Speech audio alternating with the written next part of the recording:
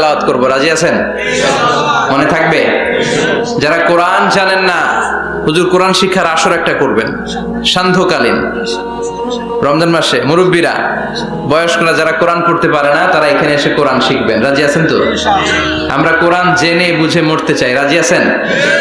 কোরআন শিখলেও লাভ, শিখাইলেও লাভ। খায়রুকুম মান তাআল্লামাল কুরআনা ওয়া আল্লামা। The best person among you who reads Quran by himself and teaches it to others. সবচেয়ে সেরা আল্লাহর কাছে সে যে নিজেও কোরআন পড়ে অন্যেরও পড়ায় দেয়। আপনি যদি কাউকে শুধু সূরাতুল ফাতিহাটা শিখিয়ে দেন, সে সারা জীবনের নামাজে যত সূরা ফাতিহা পড়বে তার সওয়াব তো তার থাকবেই, ওইটার একটা পার্সেন্টেজ সওয়াব আপনার আমলনামায় আছে না নাই? কি এক কিতাব, এক অক্ষর পড়লে 10টা নাকি? সুবহানাল্লাহ বাড়িতে যায় বললেন। এক আয়াত পড়লে জান্নাতের বিল্ডিং এক এক তলা করে লম্বা হতে থাকে। তেলাওয়াত নিজ কান দিয়ে ঠান্ডা মাথায় শুনলে আকাশ থেকে রহমতের ঝিরি ঝিরি বারিধারা নামতে থাকে। অন্যকে শিখাইয়ে দিলে আল্লাহর কাছে শ্রেষ্ঠ লোকদের তালিকায় নাম চলে যায়। এজন্য কোরআনের সাথে অ্যাটাচমেন্ট উইথ দ্য হোলি কোরআন বাড়ানোর দরকার আছে না নাই? কোরআনের প্রতি আমাদের আরেকটা দায়িত্ব হচ্ছে টু মেমোরাইজ দ্য হোলি বুক কোরআন, কোরআনকে মুখস্থ করা। অনেকে মনে করে যারা হেফজখানায় পড়ছে এদেরই দায়িত্ব কোরআন মুখস্থ, এরাই করবে না। এটা আমাদের সবার দায়িত্ব, এটা গ্লোবাল দায়িত্ব, এটা পুরো উম্মার দায়িত্ব। আমরা যে যতটুকু পারি, যতগুলো সূরা পারি মুখস্থ করার চেষ্টা করব। রাজি আছেন? সবাই রাজি আছেন তো? কোরআনের প্রতি আমাদের সবচেয়ে বড় দায়িত্ব হচ্ছে মাতৃভাষায় আমাদের এই কোরআনকে বুঝতে হবে, ঠিক কি না? আল্লাহ কি বলছেন, কি আমাদেরকে জানাতে চাইলেন, সব আল্লাহ বলে দিয়েছেন এই কোরআনে। নতুন করে আল্লাহ আকাশ থেকে কিছু আর পাঠাবে? সব সমাধান এই বইয়ের ভিতরে দিয়ে দিয়েছে। তো আল্লাহ কি সমাধান দিলেন, কি রোড ম্যাপ দিলেন, কি কর্মসূচি ঘোষণা করলেন জানার দরকার আছে না নাই? এজন্য কোরআনের বঙ্গানুবাদ পড়বেন।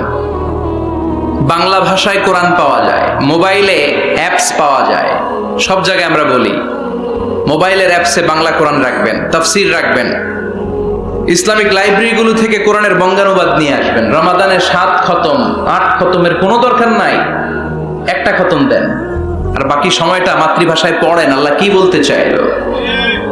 আল্লাহ কসমোলজির কথা, জিওলজির কথা, বায়োলজির কথা, এমব্রয়োলজির কথা, বুটানির কথা, হিউম্যান অ্যানাটমির কথা, এমন কোনো বিষয় নাই যে বিষয়ের ব্যাপারে আল্লাহ কোরআনে কোনো কথা বলে নাই। পড়েন সুবহানাল্লাহ। এজন্য মাতৃভাষায় কোরআন বুঝতে হবে। প্রতিদিন একটা করে আয়াত হলেও আমরা কোরআনের বাংলা অনুবাদ করার চেষ্টা করব, রাজি আছেন? বানসারামপুরের ভাইরা সবাই রাজি? বাংলায় কোরআন পড়বো, কোন ভাষায়? সবাই রাজি তো? আওয়াজ করে পড়েন ইনশাআল্লাহ। আল্লাহ তুমি কবুল করো, আল্লাহ তুমি বরকত দাও। সম্মানিত ভাইয়েরা, আমি আপনাদের খেদমতে কোরআনের ছোট্ট একটা সূরা তেলাওয়াত করেছি। আসুন এই সূরার আলোকে কিছু কথা এই চমৎকার রজনীতে আমরা শুনবার চেষ্টা করি। এই সূরাটি মাক্কি সূরা, কোরআনের 102 নম্বর সূরা। সূরাটির নাম সূরাতুত তাকাসুর। সূরাটির নাম কি? আত-তাকাসুর। ছোট্ট সাইজের একটি সূরা, অনেকের মুখস্থ আছে না নাই? বিশ্বনবী একবার রাত্রিবেলা সাহাবাদেরকে বললেন, তোমাদের মধ্যে কে আছো রাতের বেলা 1000 কোরআনের আয়াত পরে বিছানায় ঘুমোতে যাবা? হাত তোলো। কেউ হাত তোলে না। ওমি 1000 আয়াত কি বাড়ির কাছের কথা? কথা বলেন। বিশ্বনবী বললেন, কে আছো তোমাদের মধ্যে রাত্রিবেলায় বিছানায় ঘুমোতে যাওয়ার আগে 1000 কোরআনে কারীমের আয়াত তেলাওয়াত করে ঘুমাতে যাবা? দাঁড়াও। কোন সাহাবী দাঁড়ায় না। বিশ্বনবী ডানে তাকায়, বায়ে তাকায়, সামনে তাকায়, কেউ হাত তোলে না। বিশ্বনবী বললেন, ও সাহাবারা, এবার বলো তোমাদের মধ্যে কে কে আছো সূরাতুত তাকাসুর পরে রাত্রে বিছানায় ঘুমোতে যেতে পারবা? এবার সব হাত উঠে গেছে। সুবহানাল্লাহ পড়েন। বিশ্বনবী বললেন, তোমাদের মধ্যে যদি কেউ রাত্রিবেলা একবার সূরাতুত তাকাসুর তেলাওয়াত করে বিছানায় ঘুমোতে যাও, আমলনামায় 1000 আয়াত তেলাওয়াতের সওয়াব দিয়ে দিবে কে? চিৎকার করে আল্লাহু আকবার। একবার রাতে পড়বেন 1000 কোরআনের আয়াত তেলাওয়াতের সওয়াব আমলনামায় চলে যাবে। পড়েন আলহামদুলিল্লাহ। আত-তাকাসুর, আত-তাকাসুর মানে সম্পদ নিয়ে, প্রাচুর্যতা নিয়ে, অর্থ নিয়ে বাড়াবাড়ি করা, গর্ব করা, অহংকার করা। সাহাবাদের মধ্যে দুইটা গ্রুপ কথা বলতে বলতে কথার পিঠে কথা, কথার নাম লতা, ঠিক কিনা? কথা বলতে বলতে ঝগড়া লেগে গিয়ে দুই গ্রুপ। এক গ্রুপ বলে আমরা বেশি সম্মানিত, আরেক গ্রুপ বলে তোরা না আমরা। একদল বলে আমাদের ওটের সংখ্যা বেশি, তোমাদের এত ওট নাই। আরেক দল বলে আমাদের ছাগলের সংখ্যা বেশি, তোমাদের এত ছাগল নাই। আরেক দল বলে আমাদের দলে নেতা খেতার সংখ্যা বেশি, তোদের দলে কোনো নেতা নাই। এই কথা নিয়ে ঠেলাঠেলি আছে না নাই? তার মানে সাহাবারা দুনিয়ার ভোগের সামগ্রী, দুনিয়ার সম্পদ, ক্ষমতা নিয়ে পরস্পর ঝগড়া শুরু করে দিল। সাহাবীদের সাথে বিষয়টা মানায় না। সাহাবীদেরকে শিক্ষা দেওয়ার মাধ্যমে গোটা বিশ্বের জন্য আল্লাহ মেসেজ হিসেবে ওই মুহূর্তে সূরাটা নাজিল করে বললেন, আলহাকুমুত তাকাসুর হাত্তা যুরতুমুল মাকাবির। পড়েন আল্লাহু আকবার। আল্লাহ বললেন আলহাকুমুত তাকাসুর, সম্পদের প্রাচুর্য তোমাদেরকে পাগল বানিয়ে দিয়েছে। হাত্তা যুরতুমুল মাকাবির, এই সম্পদের প্রাচুর্যতার কথা, মোহের কথা তোমরা বলতে পারবে না যতক্ষণ না তোমরা কবরে যাবা। কই যাবা? কথা বলেন। একদিন মাটির ভেতরে হবে ঘরে মন আমার, কেন বাঁধো দালান ঘরে মন আমার, কেন বাঁধো দালান ঘর। একদিন মাটির ভেতরে হবে ঘরে মন আমার, কেন বাঁধো দালান ঘর।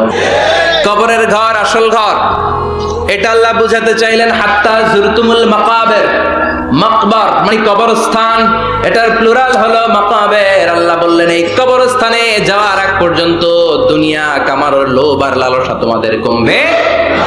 আলহাকুমুত তাকাসুর, দুনিয়ার প্রাচুর্যের লোভে পড়ে, মোহে পড়ে তোমরা পাগল হয়ে গিয়েছো।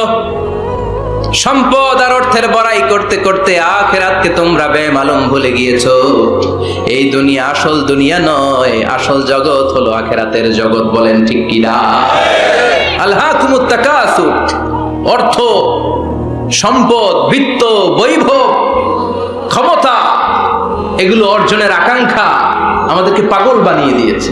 কিসের নেশায় যে আমরা ছুটছি, শুধু ছুটছি প্রতিযোগিতার প্রতিযোগিতা, কোন দিকে যে যাচ্ছি আমরা নিজেরাও জানি না। জোরে বলেন ঠিক কি না?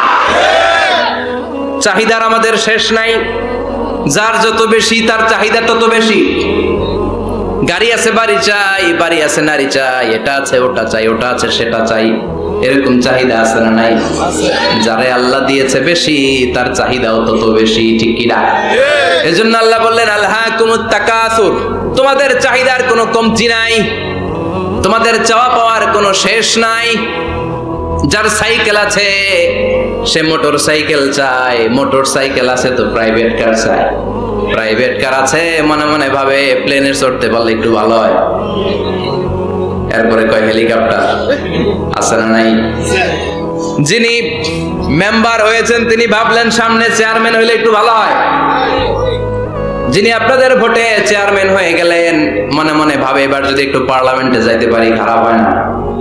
কথা কন, পার্লামেন্টও নিছেন ওনারে, এবার মনে মনে ভাবে একটা মন্ত্রণালয়ের দায়িত্ব যদি পাই খারাপ হয় না, এলাকার উন্নয়ন বেশি বেশি করা যাবে। মন্ত্রীও হয়ে গেছে, এবার মনে মনে ভাবে আর আছে একটা। জোরে কন, ওইটার সুযোগ এই দেশে নাই, ওইটার সুযোগ এই দেশে নাই, হয় উনি নয় উনি। কথা কন, এই দুই ফ্যামিলির বাইরে আমাদের আর কোনো গতি নাই। তো গতি যেহেতু নাই, ওনারা ভালোভাবে চালাক, আমাদের কোনো কথা নাই। জোরে বলেন ঠিক কিনা? যারাই আমাদের নেতা হবে আল্লাহ সুন্দরভাবে তাদেরকে দেশটা চালানোর তৌফিক দাও, পড়েন আমিন। এজন্য আল্লাহ বললেন আলহাকুমুত তাকাসুর হাত্তা যুরতুমুল মাকাবির, দুনিয়ার লোভ লালসা প্রতিযোগিতা তোমাদেরকে পাগল বানিয়ে দিয়েছে।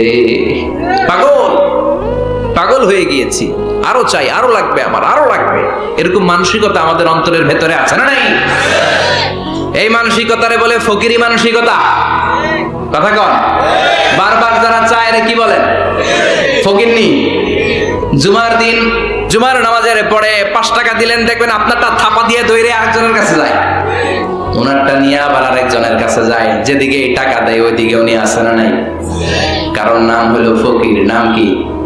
আমরা সবাই এরকম ফকির। ধনী হলো একজন, তিনি কে?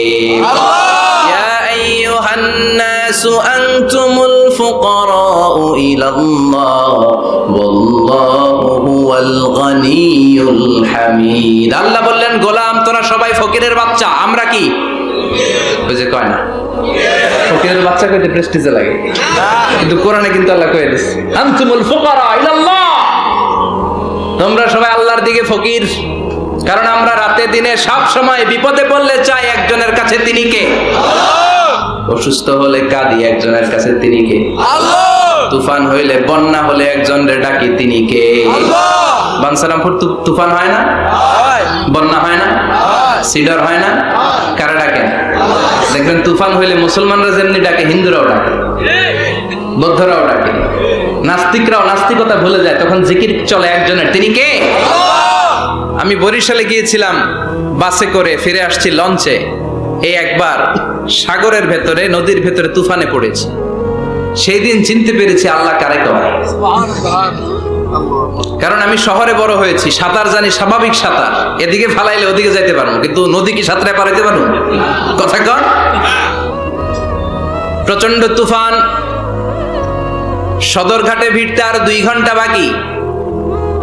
জাহাজ টলমল শুরু করেছে। এবার দেখলাম জাহাজের ভেতরে যত মহিলাগুলো আছে সব চিল্লায় আর ডাকে কারে? হিন্দুগুলাও ডাকে কারে? বৌদ্ধগুলাও ডাকে কারে? হঠাৎ করে তুফান থেমে যায়, আবার ধাক্কা মারে, আবার চিল্লান। আছে না নাই? সবার মুখে এক আওয়াজ, বাঁচাও। আমি বললাম, কে বাঁচাইবো? কই হুজুর আমনে। আমনে দোয়া কালাম পারেন, আমনে বাঁচান। আমি কইলাম, আমারে বাঁচাইবো কেডা? আল্লাহ ছাড়া বাঁচানোর কেউ নাই। এজন্য আল্লাহ বললেন, আল্লাহকুমুত তাকাসুরু হাত্তা যুরতুমুল মাকাবির। তোমরা সম্পদের লোভে, দুনিয়ার লোভে পাগলের মতো হয়ে গিয়েছো। ফকিরদের যেই স্বভাব, সেরকম স্বভাব তোমাদের মধ্যে ঢুকেছে, ঠিক কি না? আরো চাই, আরো লাগবে, আরো দাও, সব খামু, সব আমার। পেটটা এতটুকু, হ্যাঁ সব খাইব। পেট কদ্দুর, কিন্তু বলে কি সব খাবো। আনলিমিটেড ডিমান্ড, শেষ নাই। প্রতিযোগিতার পর প্রতিযোগিতা। উনার কত টাকা, আমার টাকা তার চেয়ে বেশি লাগবে। ওর বাড়ি কয়টা, আমার বাড়ি আর কয়েকটা বাড়ানো লাগবে। ওর বিল্ডিং যদি হয় 5 তলা, আমার লাগবে 6 তলা। কিন্তু উনি তাহাজ্জুদ পড়ে, আমারও তাহাজ্জুদ পড়া লাগবে। এই টেনশন আছে নাকি? কথা বলে। ওনার বাড়ি 5 তলা, আমারটা লাগবে 8 তলা। বিষ্ণু বলেছেন, one of the minor sign before the day of judgment, people will start to compete to construct high rise buildings. কিয়ামতের আগে লোকজন বড় বড় বিল্ডিং বানানোর প্রতিযোগিতা শুরু করে দেবে। ওয়া আনতারাল হুফাতাল উরাতাল আলাতা রিয়া আশাইয়াতাতাওয়ালুনা ফিল বুনিয়ান। বিষ্ণু বললেন, তোমরা দেখবে এমন কিছু লোক সমাজের গরিব ছিল, পায়ে দেওয়ার মতো জুতা ছিল না, গায়ে দেওয়ার মতো জামা ছিল না, পেটে দেওয়ার মতো খাবার ছিল না, হু হু করে তারা বড় লোক হয়ে গিয়েছে। আর সমাজের এদিকে সেদিকে আনাচে কানাচে বিল্ডিং বানানোর প্রতিযোগিতা করতে শুরু করেছে। আছে না নাই? বানসারামপুরে মুরব্বী যারা আছেন একটু বলেন তো, আজ থেকে 20 বছর আগে এরকম এত বিল্ডিং, টাওয়ার, ফাউন্ডেশন ছিল? কুমিল্লা শহরে, চট্টগ্রামে, ঢাকায় আজ থেকে 20 বছর আগে এখন যেমনি টাওয়ার বানানোর প্রতিযোগিতা, এগুলো ছিল? কথা বলে। তার মানে এগুলো কিয়ামতের আলামত। একটার পর একটা, একজন বানায় 100 তলা, আরেকজন বানায় 150 তলা, আরেকজন বলে না আমারটা বানাইতে হবে 200 তলা। আছে না নাই? জেদ্দাতে, এবার হজে জেদ্দায় দেখলাম যে সবচেয়ে বড় টাওয়ারটা কাজ এখনো শেষ হয় নাই। 19 সালে খুব সম্ভব ওরা কমপ্লিট করতে পারবে। গত 5 বছর ধরে চালাইয়েই যাচ্ছে। কিংডম টাওয়ার 1000 মিটার উঁচু। হিসাব বুঝেন তো? 1000 মিটার মানে কয় কিলোমিটার? 1 কিলোমিটার। একটা বিল্ডিং যদি 1 কিলোমিটার উঁচা হয়, এটার সামনে যে তাকাতে পারবেন? টুপি পরে যাবে না পিছনে? কথা বলেন। 1 কিলোমিটার উঁচু, দি কিংডম টাওয়ার, সৌদি আরবের জেদ্দা নগরীতে অবস্থিত। আরেকটা আছে দুবাইতে, বুর্জ আল খলিফা, 818 মিটার উঁচু। কিংডম টাওয়ার হচ্ছে 170 তলা, আর বুর্জ আল খলিফা 163 তলা। কাবা ঘরের পাশে আরেকটা টাওয়ার আছে, জমজম টাওয়ার। এটার দিমাক্কা রয়্যাল ক্লক টাওয়ার বলে। হাজী সাহেবরা দেখে আসছেন না? বড় একটা ঘড়ির মনোগ্রামও আছে। এটা 120 তলা। কয় তলা? 120 তলা। চায়নাতে একটা আছে সাংহাই টাওয়ার, তাইওয়ানে একটা আছে দি টাইপেরান 101, 101 তলা। আমি যেখানে পিএইচডি করি, বছরের বেশিরভাগ সময় থাকি, মালয়েশিয়াতে একটা আছে। আমরা শপিং করতে গেলে মাঝে মাঝে ওখানে যাই। দুই ভাইয়ের মতো দাঁড়ায় আছে, পেট্রোনাস টুইন টাওয়ার। স্থানীয়রা এটারে বলে KLCC। 41st 42nd ফ্লোরে একটা ব্রিজ আছে, এই টাওয়ার থেকে ওই টাওয়ারে যাওয়া যায়। ইয়াতাতাওয়ালুনা ফিল বুনিয়ান, বিল্ডিং বানানোর প্রতিযোগিতা। ওমিয়া কিয়ামতের দিন ইসরাফিলের সিঙ্গার ফুৎকারে ইদা জুলজিলাতিল আরদু জিলজালাহা, একটা ভূমিকম্প যে তৈরি হবে, গোটা বিশ্বে যে একটা ভূকম্পন হবে, ওই ভূকম্পনের চোটে একটা টাওয়ারও টিকে থাকবে নাকি? থাকবে। এজন্য আল্লাহ বললেন আল্লাহকুমুত তাকাসুরু হাত্তা যুরতুমুল মাকাবির। দুনিয়ার সম্পদ, লোভ, লালসা, এই সম্পদের প্রতি আকাঙ্ক্ষা তোমাদেরকে গাফেল বানিয়ে দিয়েছে। এই গাফলতি তোমাদের কমবে না, থামবে না। হাত্তা যুরতুমুল মাকাবির, যতদিন না কবরে যাও। কবরে না যাওয়া পর্যন্ত এই খাই খাই নাই নাই এই মানসিকতা তোমাদের থেকে কশিন কালেও যাবে না। চিৎকার করে বলেন কথাটা কার? এজন্য আল্লাহ বললেন সম্পদ তোমাদেরকে পাগল বানিয়ে রেখেছে। সম্পদের পাহাড় মানুষ গড়তে চায়। আরব বিশ্বের ধনকুবেরদের সম্পদের তালিকা দেখলে আপনি অবাক হবেন। প্রিন্স ওয়ালিদ বিন তালাল, বর্তমান যেটা আছে MBS বলে ওরে সংক্ষেপে, MBS। মোহাম্মদ বিন সালমান, সম্পদের কোনো অভাব নাই। ওয়ালিদ বিন তালাল আরেক ধনকুবের, আগের বাদশাহ আব্দুল্লাহর ভাগিনা। তার একটা প্লেন আছে, পার্সোনাল জেট প্লেন। এই প্লেনটা 70% মেড অফ গোল্ড, 70% স্বর্ণ দিয়ে বানানো। Can you imagine? কল্পনা করতে পারেন? গত 2 বছর আগে আমি ব্রুনাই গিয়েছিলাম একটা প্রোগ্রামে। ব্রুনাইতে আছে পৃথিবীর সবচাইতে বড় প্যালেস, রাজপ্রাসাদ, নাম ইস্তানা নুরুল ইমান। প্রায় 2000 কক্ষ আছে ওই রাজপ্রাসাদের ভেতর। এটার মালিক হচ্ছে ব্রুনাইয়ের বাদশাহ সুলতান হাসান আল বালখিয়া। গ্র্যান্ড হায়াত নামে একটা হোটেল আছে, ওইটার মালিক। ওনার সংগ্রহে 500টা রোলস রয়েস গাড়ি আছে। কয়টা? এক একটা গাড়ির দাম কমসে কম 10 কোটি টাকা। আচ্ছা, একজন মানুষের পুরো ফ্যামিলি নিয়ে চলতে ফিরতে মজমাস্তি করতেও কয়টা গাড়ি লাগে? হ্যাঁ, একটা গাড়ি, 2টা গাড়ি, সর্বোচ্চ 3টা গাড়ি, ঠিক কিনা? সে তার সংগ্রহে 500 রোলস রয়েস গাড়ি রেখেছে। আর Lamborghini, Ferrari, Porsche, Maybach, Bugatti, Range Rover, Volkswagen, BMW, Mini Cooper, Mercedes Benz, এই ব্র্যান্ডের গাড়ির কোনো অভাব নাই। আরো লাগবে তো, আরো লাগবে। কোথায়? রেঞ্জ রোভার বেরিয়েছে নতুন নিউ ব্র্যান্ডের, BMW 9 সিরিজ কোথায়? আরো গাড়ি লাগবে। এরকম মানসিকতা আজও আরবের ধনকুবেরদের মধ্যে আছে না নাই? এজন্য আল্লাহ বললেন খবরদার, সম্পদ তোমাদেরকে পাগল বানিয়ে দিয়েছে। আলহাকুমুত তাকাসুর, এই সম্পদের মায়া কোনোদিন তোমাদের কমবে না। হাত্তা যুরতুমুল মাকাবির, যতদিন না তোমরা কবরের ভেতরে ঢুকবা। ইসলাম সম্পদ উপার্জন করতে বাধা দেয় না, তবে সেটা হতে হবে হালাল পন্থায়, ঠিক কিনা? কারণ হালালে বরকত দিয়েছে কে? হারামে কোনো বরকত আছে? আচ্ছা বলেন তো, গরু খাওয়া হালাল না হারাম? কুকুরের গোশত খাওয়া হারাম। বাংলাদেশে কি বেশি বেশি গরু জবাই হয় না কুকুর? গরু। গরু বছরে বাচ্চা দেয় কয়টা? একটা। কুকুর বাচ্চা দেয় কয়টা? 6টা 7টা, অনেকগুলো। তারপরেও বাংলার জমিনে গরু বেশি না কুকুর বেশি? সুবহানাল্লাহ পড়বেন না? গরু খাইলামও বেশি, গরু জবাই করলামও বেশি, আবার গরু বাচ্চাও দিল কম। কুকুর খাইলাম না, কুকুর জবাইও করলাম না, কুকুর বাচ্চা দিল অনেক, কিন্তু কুকুর কম, গরু বেশি। কারণ গরু খাওয়া হালাল, আর হালালে বরকত ঢুকিয়ে দিয়েছে কে? আল্লাহ।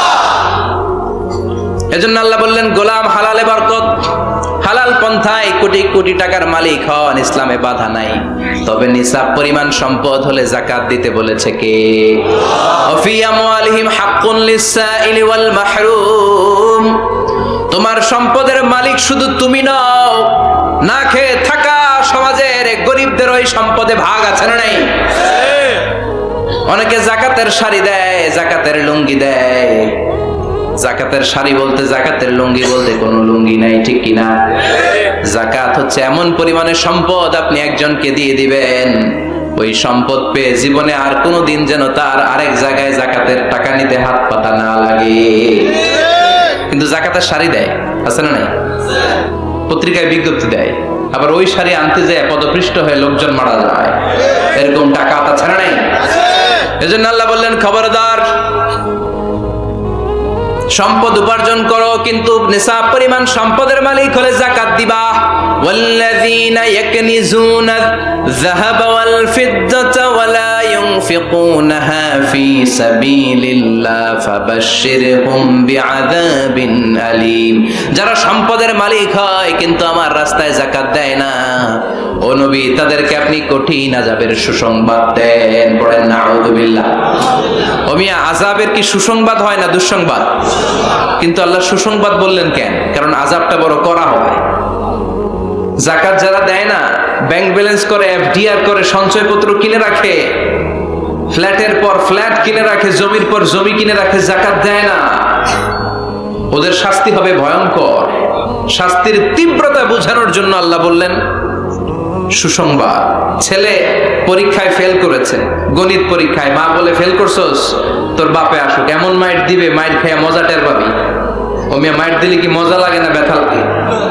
কথা কন তো। মা তো কয় মজা পাবি, মজা টের পাবি, তার মানে মাইটটা খুব কড়া মাইর হবে, কড়া। আল্লাহ বললেন কারুনের দিকে তাকা, যারা সম্পদের যাকাত দিস না, কারুনের দিকে তাকা। সাইয়েদনা মুসা আলাইহিস সালামের চাচাতো ভাই মুসা আলাইহিস সালাম বললেন কারুন যাকাত দাও। কয় কেন দিমু? কারণ আল্লাহ তোমারে সম্পদ দিয়েছে। কারণ বলে কোন আল্লাহ টাল্লাহ আমারে সম্পদ দেয় নাই, ইন্নামা উতিতুহু আলা ইলমিন ইনদি, আমার বুদ্ধি খাটিয়ে সম্পদের মালিক আমি হয়েছি। আউযুবিল্লাহ। আমার ব্রেন খাটাইছি মিয়া, বুদ্ধি খাটাইছি, মাথার গাম পায়ে ফেলে আমি সম্পদ কামাইছি, কোন জায়গার টাকা দেব না। সাইয়েদনা মুসা আলাইহিস সালাম বললেন দাওয়াত দেওয়ার দায়িত্ব আমার, দাওয়াত দিলাম, যাকাত দাও, না হলে কঠিন আযাব তোমার উপর চেপে বসবে। কারণ বলে পারলে তুমি শাস্তি নিয়ে আসো। সাইয়েদনা মুসা আলাইহিস সালাম আল্লাহরে বললেন আল্লাহ, অনেক আমি দাওয়াত দিলাম, গরিব দুঃখীদের মাঝে যাকাত দেন, আপনি শাস্তি পাঠান। রব্বুল আলামিন বললেন কিছুক্ষণের মধ্যে পুরো জমিনটা কারণ তার সম্পদ সহ সব কিছুকে মাটিতে দাবিয়ে দিবে। ফাখাসাফনা বিহি ওয়া বিদারিহিল আরদ, হঠাৎ করে পুরো জমিন কারণের সম্পদ সহ মাটিতে টান দিতে লাগলো। আমি জায়গাটা নিজে দেখে এসেছি, আমি মিশরে পড়াশোনা করেছি তো, মিশরের কায়রোতে ছিলাম। কায়রো থেকে প্রায় 100 মাইল দূর হবে একটা শহর আছে ফাইউম। এই ফাইউম শহরে বহাইরা কারুন, কারুনের সব সম্পদ সহ বাড়িঘর সহ জমিন যেখানে দাবিয়ে তাকে জমিনের ভেতরে বুক গর্ভস্থ মাটির ভেতরে ঢুকিয়ে ফেলেছে, ওই জায়গাটা আজও ঠিক ওই রকম আছে। ওখানে একটা লেক হয়ে গিয়েছে, হ্রদ, মিশরীরা এখন মাছ ধরে। জমিন তাকে ভিতরে টানতে লাগলো, হাঁটু পর্যন্ত টেনে ফেলার পরে সে বলে আমি উঠে যাব, কোমর পর্যন্ত মাটির ভেতরে গেড়ে গেল, সে বলল আমি বেঁচে যাব। এবার গলা পর্যন্ত যখন দেহটা মাটিতে দেবে যায়, এবার হাত তুলে বলে মুসা সব সম্পদ তোমার, আমারে বাঁচাও। এমন ভালো মানুষ সোজা আঙ্গুলে কি সব সময় উঠে না। ও মুসা সম্পদ নাও, আমারে বাঁচাও, বাঁচতে চাই। সাইয়েদনা মুসা বলে দ্য টাইম ইজ আপ, সময় শেষ। যখন দাওয়াত দিয়েছি তখন যদি দাওয়াত মেনে নিতা বেঁচে যেতা, এখন আমারও কিছু করার নাই, আমি গেলাম। ইয়াতাজালজালু ফিল আরদ হাত্তা ইয়াউমুল কিয়ামা, প্রতিদিন সহিহ বুখারীর বর্ণনা 1 বিঘত পরিমাণ আল্লাহ তাআলা জমিনকে আদেশ দিয়েছেন কারুন এবং তার সম্পদকে প্রতিদিন 1 বিঘত করে জমিনের ভেতরে নিতে থাকবে, up to the day of judgment, কিয়ামত পর্যন্ত কারুন তার সম্পদ সহ জমিনের ভিতরে যেতেই থাকবে, যেতেই থাকবে। চিল্লায় পড়েন সুবহানাল্লাহ। এজন্য আল্লাহ বললেন সম্পদ তোমারে বাঁচাতে পারে না, ক্ষমতা তোমারে বাঁচাতে পারে না, বাঁচাতে পারে একজন, তিনি কে? আলহাকুমুত তাকাসুরু হাত্তা যুরতুমুল মাকাবির, দুনিয়ার সম্পদের লোভে পড়ে আখিরাতকে তোমরা বেমালুম ভুলে গিয়েছো। এই গাফলতি তোমাদের থামবে না যতক্ষণ না তোমরা কবরে ঢুকবা। কার কথা? আল্লাহ। এজন্য যাকাত দেওয়ার দরকার আছে না নাই? এলাকায় তো এসে গল্প শুনলাম অনেক বিজনেস ম্যাগনেট আছে, আশা করি তারা যাকাতও দেয়, ঠিক কি না? আপনাদের মধ্যে থেকে যারা ধনী আছে তাদেরকে পৌঁছাবেন যে যাকাত না দিলে কারণের মতো পরিণতি করে দিতে পারে কে? সম্পদগুলো কিয়ামতের দিন পেঁচাতে পেঁচাতে কোমর পর্যন্ত পেঁচাবে, আবার পেঁচাতে পেঁচাতে গলা পর্যন্ত পেঁচিয়ে ছোবল দিয়ে বলবে আনা মালুক আনা কানজু, আনা মালুক আমি তোর মাল, আমি তোর সম্পদ, আনা কানজু আমি তোর ব্যাংক ব্যালেন্স, আমারে খা। এক একটা ছোবলের চোটে পুরো দেহটা 70 গজ জামিনের ভেতরে চলে যাবে। এজন্য আল্লাহ বললেন আলহাকুমুত তাকাসুরু হাত্তা যুরতুমুল মাকাবির, দুনিয়ার প্রাচুর্যতা তোমাদেরকে মোহাচ্ছন্ন করেছে। আমরা মোহের মধ্যে পড়ে আছি, ঠিক কি না? আমাদের চলাফেরা, কথাবার্তা, লাইফস্টাইল দেখলে মনেই হয় না যে আমরা মরব, মনে হয় যে 1000 বছর রাজত্ব করতে আমরা এসেছি, কেউ আমাদেরকে থামাতে পারবে না, কোনোদিন আমাদের মরণ হবে না। চিল্লায় বলেন ঠিক কি না?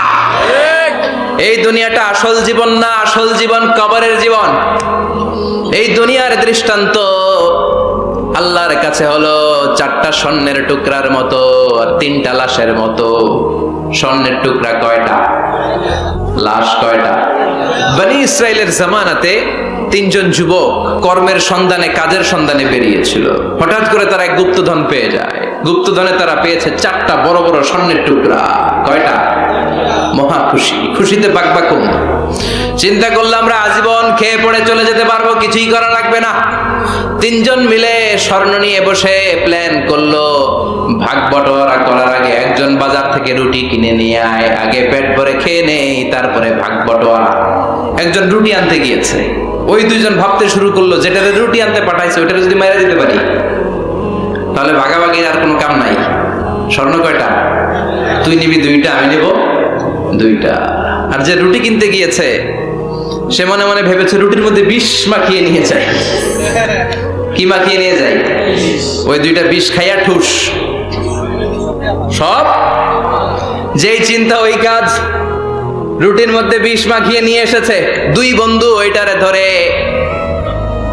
আঘাত করতে করতে দুনিয়া থেকে বিদায় করে দিয়েছে। এবার 2টা বলে এইটারে মারতে অনেক কষ্ট হয়েছে, আগে খাইয়া লই। এরপরে তুই 2টা, আমি 2টা। এবার বিষ মাখানো রুটি খেয়ে ওরাও শেষ। আহা, আল্লাহু আকবার। 4টা স্বর্ণের টুকরা পড়ে আছে, 3টা লাশ পড়ে আছে। হাদিহি মাসালু হায়াতিদ দুনিয়া, এটা দুনিয়ার জীবনের দৃষ্টান্ত। এজন্য মানুষের স্বভাব হলো আরো চাই, আরো চাই। বিষ্ণু বললেন লাউ লিকুল্লি ইবনি আদামা ওয়াদিয়াম মিন যাহাব, আল্লাহ বনি আদমের সবাইকে যদি এক একটা স্বর্ণের পাহাড়ের মালিক বানিয়ে দেয়, আহাব্বা ইয়াকুনা লাহু ওয়াদিয়ান, সে চাইবে কেমন করে আরেকটা স্বর্ণের পাহাড়ের মালিক হওয়া যায়। ও মিয়া, আমার যদি একটা স্বর্ণের পাহাড়ের মালিক বানায় দেয়, আমার 14 পুরুষ সেই স্বর্ণের পাহাড় বেচা খেয়ে শেষ করতে পারবো না, আরেকটা দিয়ে আমি কি করবো? সবাইকে যদি এক একটা স্বর্ণের পাহাড়ের মালিক বানিয়ে দেয়া হয়, তারপরে প্রত্যেকে চাইবে কেমন করে আরেকটা পাহাড়ের মালিক হওয়া যায়। কারণ ওই যে খাই খাই, আরো লাগবে, আরো লাগবে। ওয়ালাই ইয়ামলা ফাহু ইল্লা তুরাব, কবরের মাটি ওর মুখে ঢোকার আগ পর্যন্ত ওর এই খাই খাই স্বভাবের বন্ধ হবে না। চিৎকার করে বলেন ঠিক কি না?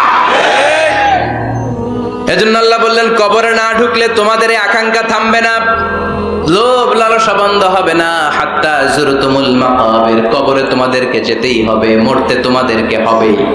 এই পৃথিবীতে কেউ থাকার জন্য আসে নাই, জোরে বলেন ঠিক কি না? মরতেই হবে, যেতেই হবে,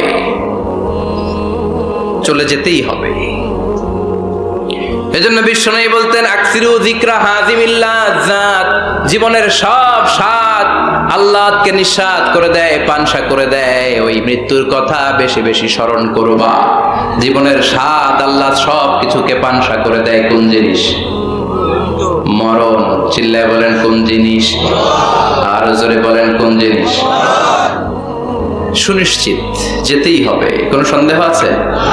কথা বলেন, সন্দেহে আছে কারো? The most certain thing in our life is death, and the most uncertain thing in our life is the time of death. আমাদের জীবনের সবচেয়ে সুনিশ্চিত বিষয় হচ্ছে আমাদের মরণ, মরতে হবে। কিন্তু সবচেয়ে অনিশ্চিত বিষয় হচ্ছে মরণের সময়। কখন মরবো এটা আমরা কেউ জানি না, কিন্তু মরবো যে এটা আমরা সবাই জানি। চিল্লায় বলেন ঠিক কি না? কেউ বেঁচে থাকতে পারবে না, সবাই চলে যাবে। সব মরে যাবে, শুধু একটা সত্তা বেঁচে থাকবে। চিল্লায় বলেন তিনি কে? কুল্লু মান আলাইহা ফানি ওয়া ইয়াবকা ওয়াজহু রাব্বিকা যুল জালালি ওয়াল ইকরাম ফাবিআইয়ি আলাই রাব্বিকুমা তুকাযযিবান। পৃথিবীর বুকে যা দেখা যায় সব। পরীক্ষা কারে কয়? কত প্রকার কি কি। হজ প্রোগ্রামের ম্যানেজার বানাইলেন, ম্যানেজিং ডাইরেক্টর, মহাব্যবস্থাপক। হজের আঞ্জাম দাও, আর হজের আঞ্জাম দিতে যে তোমাকে প্রথমে রাজমিস্ত্রির কাজ করা লাগবে পাস, ঝাড়ুদার গিরির কাজ করা লাগবে পাস। আল্লাহর নবী উলুল আজমি মিনার রসুল মসজিদ ঝাড়ু দেয় না, আমরা মসজিদ পরিষ্কার করতে চাই না, আছে না নাই? বালু দেখলেই মুয়াজ্জিনের গালি, কথা কন। মসজিদে ময়লা দেখলেই খাদেমের 14 গোষ্ঠী উদ্ধার করে ছাড়ে, আর নিজে পশ্চিম দিকে পড়ে আসারও খায় না, আছে না নাই? মসজিদ ঝাড়ু দেওয়া শুধু মুয়াজ্জিনের কাজ, খাদেমদারের কাজ। মসজিদ পরিষ্কার রাখা আমাদের সবার কাজ। চিল্লা এখন ঠিক কিনা? যাদের অন্তরে জ্বালা যন্ত্রণা, যাদের দোয়া কবুল হয় না, আপনি মসজিদ ঝাড়ু দিয়ে দেখেন, মুহূর্তে দোয়া কবুল হয়ে যাবে। অন্তরের জ্বালা যন্ত্রণা দূর হয়ে যাবে, অন্তরের অহংকার নিমেষে কেটে যাবে। যার মানে আল্লাহ বললেন রাজমিস্ত্রি হও, সেটাও হলেন, ঝাড়ুদার হও, সেটাও হলেন, আজান দাও, সেটাও হলেন। তার মানে হজের যে পরীক্ষা নিলেন এটাতেও, কথা কন, শুনতেছেন? 4টা ভয়ঙ্কর পরীক্ষা নিলেন, 4টাতে পাস। পরীক্ষা নাম্বার 5। আল্লাহ বললেন ইব্রাহিম বয়স কত? সাইয়েদনা ইব্রাহিম বললেন 80 বছর। আল্লাহ বললেন নিজ হাতে নিজের সুন্নাতে খাতনা সেরে দাও। সহিহ বুখারীর বর্ণনা, ইখতাতানা সাইয়েদনা ইব্রাহিম আলাইহিস সালাম ওহু ইবনু 80 সানা বিল কাদুম। বুখারীর বর্ণনা, 80 বছর বয়সে কুঠার দিয়ে লজ্জাস্থানের সামনের চামড়াটা কেটে নিজ হাতে নিজের সুন্নাতে খাতনা সেরেছেন।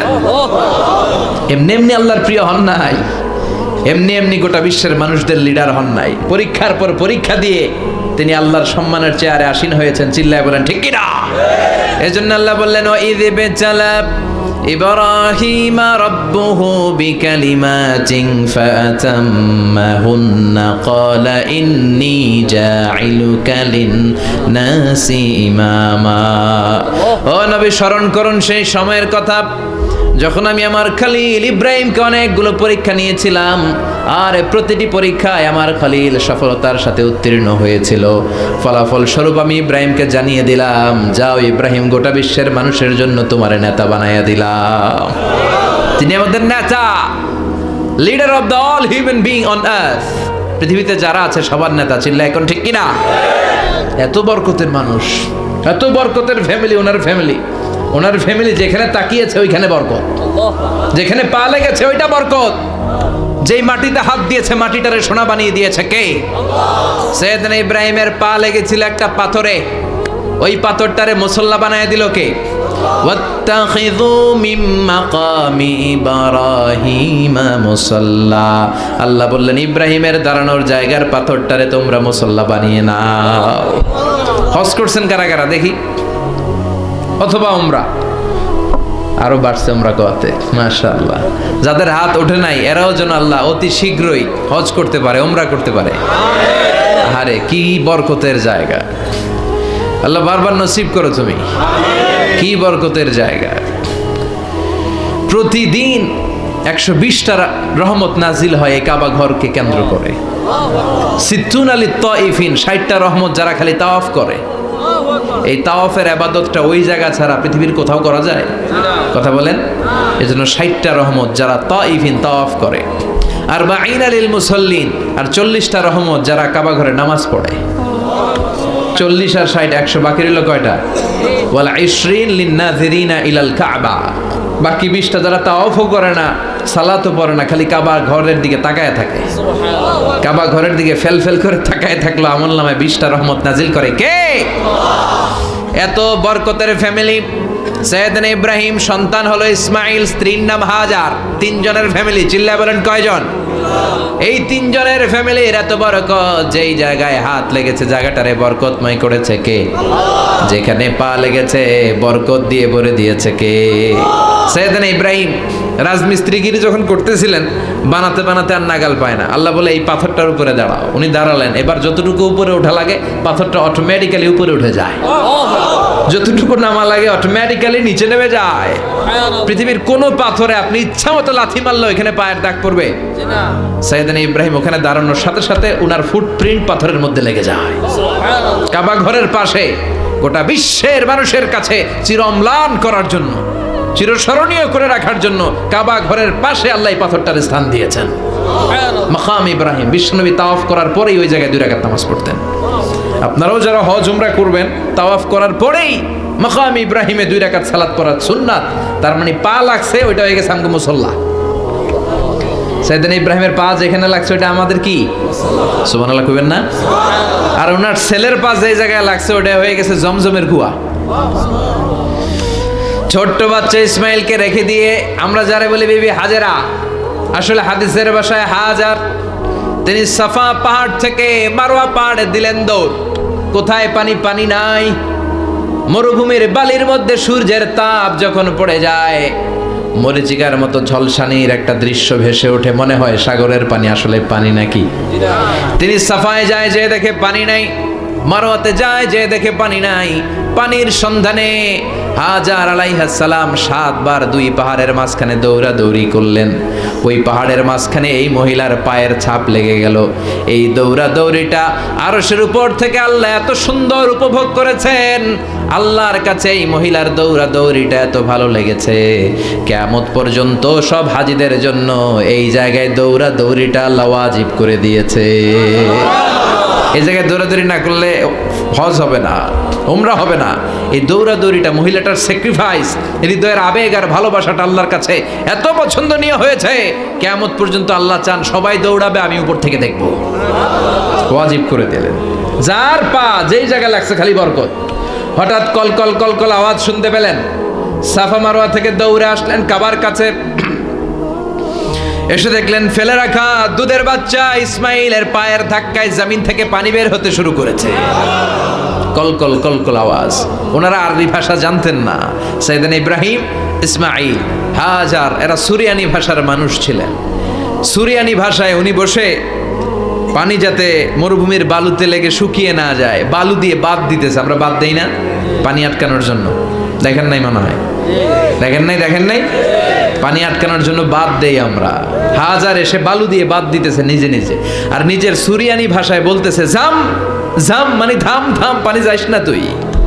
জাম মানে কেফ কেফ, স্টপ স্টপ, থাম থাম, আরে পানি চলে যাস না, থাম থাম।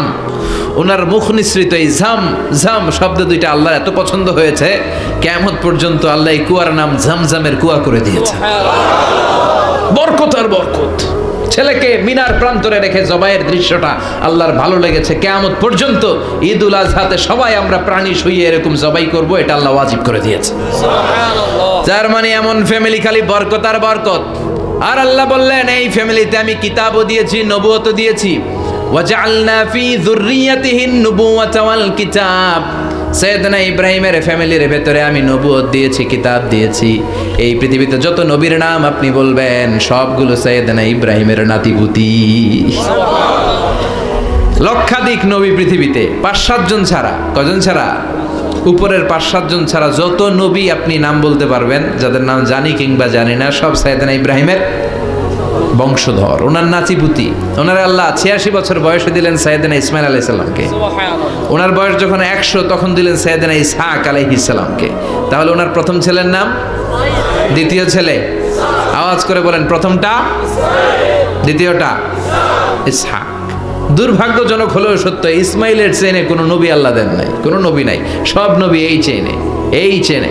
হাজার হাজার লক্ষাধিক নবী খালি ইসহাকের বংশে নামে। এই বংশে কোনো নবী নাই। আর এই বংশের নবীরা প্রজন্মের পর প্রজন্ম একে অপরকে বলে যায়, সব শেষে কিন্তু একজন নবী আসবে, ওইটা হবে শ্রেষ্ঠ নবী, বিশ্ব নবী। ঠিক কি না? একের পর এক নবুয়ত আল্লাহ এই চেনে দিলেন। ইসহাকের চেইনে, সাইয়েদনা ইসমাইলের চেইনে কোনো নবী নাই। এত নবী এখানে এসেছে, এরা ভেবেই নিয়েছে ওই যে শেষ নবী যেটা শ্রেষ্ঠ নবী এটাও এখানেই আসবে। কিন্তু আস্তে আস্তে হাজার হাজার লক্ষাধিক নবী আল্লাহ এইখানে পাঠিয়ে সাইয়েদনা ঈসা আলাইহিস সালামের পরে আল্লাহ স্টপ মেরে দিলেন। স্টপ মেরে দিয়ে 570 বছর পরে শ্রেষ্ঠ নবীটারে আল্লাহ এই চেনে পাঠিয়ে দিলেন। এজন্য আমরা হচ্ছি বানি ইসমাইল। আমরা কি? বিশ্বনবী হচ্ছেন বানি ইসমাইল, বিশ্বনবী কি? আর এরা হচ্ছেন বানি Israil. Changing the leadership from বানি ইসরাইল টু বানি ইসমাইল। এজন্য অহংকারকারীদের পরিণাম শুভ হয় না। এরা নবী পেতে পেতে এই প্রজন্ম অহংকারী হয়ে উঠেছিল আর গালি দিচ্ছিল এই চেইনটা আটকুরা চেইন, নবী আসার দিক থেকে এই চেইনে কোনো নবী নাই, সব নবী এই চেইনে আমরা পাই, আর শ্রেষ্ঠ যে নবীটা আসবে সেটাও এই চেইনে আসবে। আল্লাহ কয় না, আমি খেলা উল্টায় দিব, সব নবী এখানে পাঠালেও শেষ নবী আমি এখানে পাঠাবো না।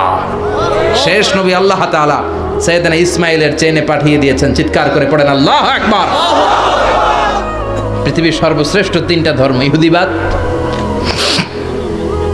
খ্রিস্টবাদ আর ইসলাম, এই তিন ধর্মের উৎপত্তি হচ্ছে সাইয়েদনা ইব্রাহিম থেকে। এজন্য এই তিনটা ধর্মকে একসাথে বলে অ্যাব্রাহামেটিক ফেইথ, কম্পারেটিভ রিলিজিয়ান। তুলনামূলক ধর্মতত্ত্ব নিয়ে যাদের পড়াশোনা আছে তারা জানবেন এই তিনটা ধর্মই আল্লাহর দেয়া, কিন্তু ইহুদিবাদ আর খ্রিস্টবাদ আল্লাহর দেয়া শরীয়তের উপর চলতে পারে নাই, শুধু চলতে পেরেছে ইসলাম। চিল্লা এখন ঠিক কিনা? এই জন্য প্রতি নামাজে আমরা বলি গায়রিল মাগদুবি আলাইহিম ওয়ালাদ-দাল্লিন। ও আল্লাহ, যারা মাগদুব মানে ইহুদিরা, তাদের পথে আমরা হাঁটতে চাই না। আবার যারা দল্লিন পথভ্রষ্ট খ্রিস্টানদের পথেও আমরা হাঁটতে চাই না, আমরা হাঁটতে চাই ইসলামের পথে। ঠিক কিনা? আমরা যদি হাঁটতে যেয়ে পথ ভুলে যাই, পথ দেখিয়ে দেয় কে?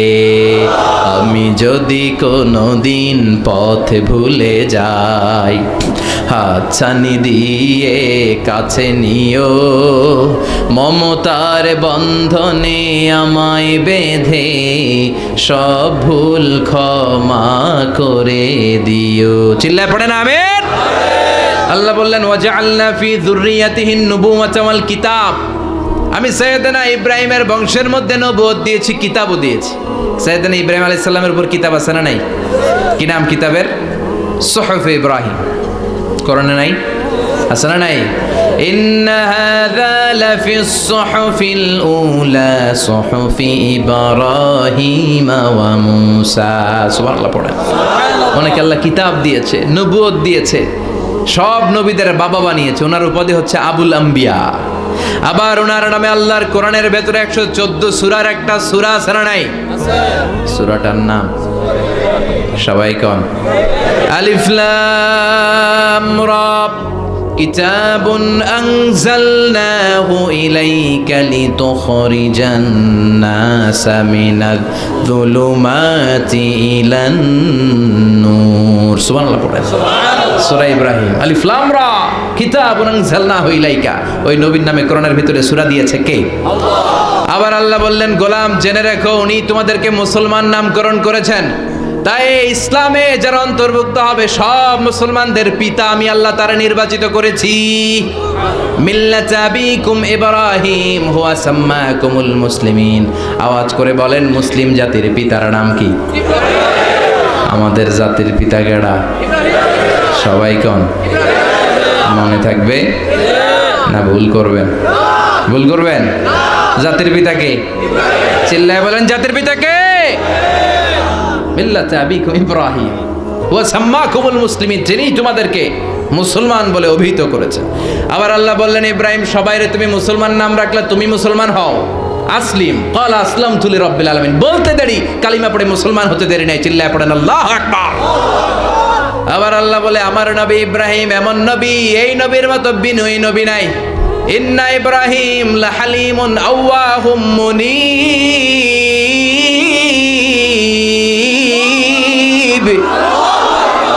ইন্না ইব্রাহিম লাহালিম আওয়াহ মুনীব। এই নবী সহনশীল।